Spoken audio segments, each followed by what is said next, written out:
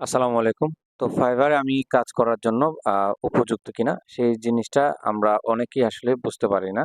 তো আপনি মার্কেট প্লেসটা যদি শুরু করতে চান, আমি সেক্ষেত্রে বলব আপনাকে অনেক বেশি এক্সপার্ট হতে হবে না বা আপনাকে অনেক কিছু জেনে শুনে আসতে হবে। বিষয়টা এরকম না।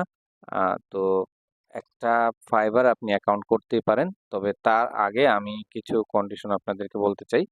সেটা হচ্ছে আপনাকে যেই কোনো একটি ক্যাটাগরিতে খুব ভালোভাবে কাজ শিখতে হবে। এখন প্রশ্ন করতে পারেন, "ভাইয়া ক্যাটাগরির কাজের শেষটা আসলে কোথায়?" আমরা যখন ফ্রিল্যান্সিংটা শুরু করি তো তখন আ ফ্রিল্যান্সিংটা শুরু করার আগে আমরা যখন কাজ শিখি, এই কাজ শেখার আসলে কোনো শেষ হয় না। তো দেখা যায় ১ম এ দিকে আমরা HTML, CSS যখন শিখি, এরপর হচ্ছে WordPress টা নিয়ে আসি। আবার কিছুদিন PHP কাজ করি। তারপর হচ্ছে WordPress এর কাস্টমাইজেশন এর কাজ করি। এরপর হচ্ছে বিল্ডার নিয়ে কাজ করি। তো একটা সময় আসলে যত শিখি মনে হয় যে এখনো শেখার অনেক কিছু বাকি। শেখার শেষ হয় না, হ্যাঁ?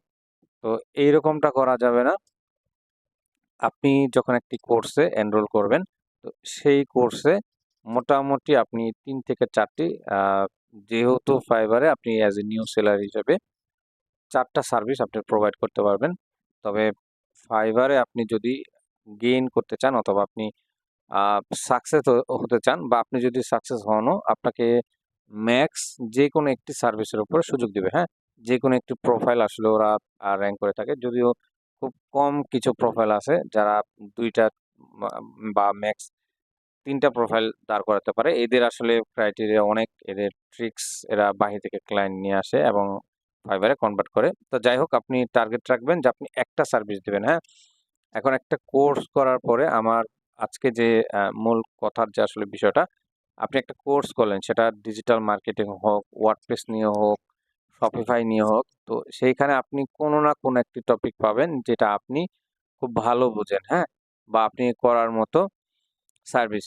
তো আমি ধরে নিচ্ছি আপনারা শপিফাই শিখতেছেন। এখন শপিফাই থিম কাস্টমাইজেশনটা আপনি যদি শিখেন, আ ভালো পারেন থিম কাস্টমাইজেশন যেটা, তো আপনি সেই সার্ভিসটা নিয়ে এইখানে একটা প্রোফাইল খুলতেই পারেন, হ্যাঁ? একটা প্রোফাইল খুলতে পারেন। তো বর্তমানে ফাইবার অনেক কঠিন। আ আ যেখানে অ্যাকাউন্ট গুলা অ্যাপ্রুভ করাই আসলে টাফ।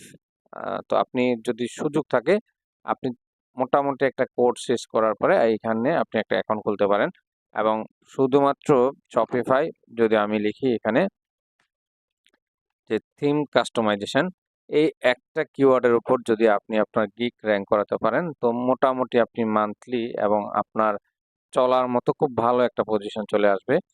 আ ফাইবার আসলে এরকম একটা ব্যাপার। আপনি এই ধরনের ভালো একটা কিওয়ার্ডে যদি কখনো একটা কিওয়ার্ড র‍্যাংক করাতে পারেন, আপনার আর পেছনে ফিরে তাকাতে হবে না। তো খেয়াল করবেন আপনি একসাথে আসলে আমার বলার যে উদ্দেশ্য আজকে, আপনি একটা কোর্সে যাই শিখেন না কেন, সেটার উপর আপনি যে ভালো জিনিসটা জানেন বা আমার কিওয়ার্ড রিসার্চের যে বিষয়গুলা, সেখান থেকে আপনি যদি ভালো একটা কিওয়ার্ড আপনার জন্য নির্বাচন করতে পারেন এবং সেই সার্ভিসের উপর আপনি চাইলেই ফাইবারে একটা প্রোফাইল খুলতে পারেন এবং আপনি আ চেষ্টা করতে থাকলেন। তারপরে আপনি আপনার কাজের যে আপনার যে মেইন স্কিলটা, কোর স্কিল সেটার সাথে সিমিলার স্কিলগুলো আপনি বিল্ড আপ করতে পারেন। কখনোই এমন করবেন না যে আপনি আজকে ডিজিটাল মার্কেটিং শিখলেন, এরপরে ৬ মাস পরে আপনি গ্রাফিক্স ডিজাইন শিখলেন। ওটা শেখার পরে আপনি আবার এআই নিয়ে কাজ করলেন। এরপরে হচ্ছে আবার আপনি ওয়ার্ডপ্রেস এ আসলেন। সেটার পরে আবার আপনি শপিফাই নিয়ে কাজ শিখলেন। তো এরকমটা করা যাবে না। আপনি যেই কোনো একটা ছোট সার্ভিস হোক, সেটা যেই কোনো লেভেলের সার্ভিস, আমি কিওয়ার্ড রিসার্চ কিভাবে দেখিয়েছি, সেই সেকশন গুলো আপনি যদি দেখেন ভিডিওর, তো বুঝতে পারবেন। আপনার টার্গেট থাকবে ফোকাস অনলি আপনি যেই কোনো একটা সার্ভিসে আপনি ভালো করবেন, হ্যাঁ? একটা নিশের উপর। এখন কোর্সের ভেতর যদি ১৬ টা সেকশন থাকে বা ১৬ টা মডিউল থাকে, সেখান থেকে আপনি অবশ্যই ২ থেকে ৩ টা ভালো টপিক চুজ করতে পারবেন, যেগুলি আপনি এক্সাক্ট ভালো কাজ জানেন। আ তো সেই কাজগুলা তারা হয়তো বেসিক লেভেলে শিখিয়েছে। এরপরে ওই কাজের উপর আপনি প্রোফাইল খুলতে পারেন, গিগ দিতে পারেন এবং পাশাপাশি আপনি YouTube এ সার্চ করতে পারেন, হ্যাঁ? আমি পরবর্তী একটা ভিডিওতে দেখাবো যে কিভাবে আপনার স্কিলটাকে আরো গেইন করতে পারেন। তো সেই কাজগুলো আপনারা স্কিল ডেভেলপ করতে পারেন এবং ফাইবারে আস্তে আস্তে আপনারা অল্প অল্প একটু করে চেষ্টা করলেন, জাস্ট প্রোফাইলটা ক্রিয়েট করলেন এবং পারফেক্টলি গিগ মেক করে এরপরে দেন আপনি আপনার ওই সার্ভিসের সিমিলার সার্ভিসগুলি আপনি আরো স্কিল ডেভেলপ করতে থাকলেন।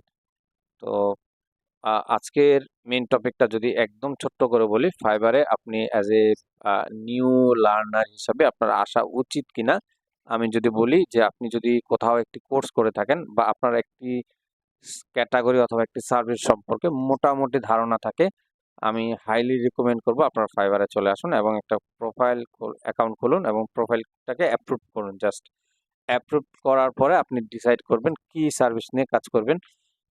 সেটা আপনি কিওয়ার্ডগুলো রিসার্চ করতে পারেন। আপনার যেই সার্ভিসের উপর বা যেই নিশের উপর আপনার ভালো লাগে সেটা এখান থেকে সার্চ করার পরে সেই কাজ সার্ভিসের উপর আপনি আপনার স্কিল গেদার করুন এবং আপনার এইখানে আপনি 3 থেকে 4টা গিগ আপনি পাবলিশ করেন।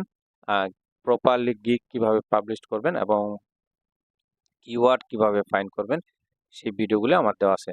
তো সবাই ভালো থাকবেন।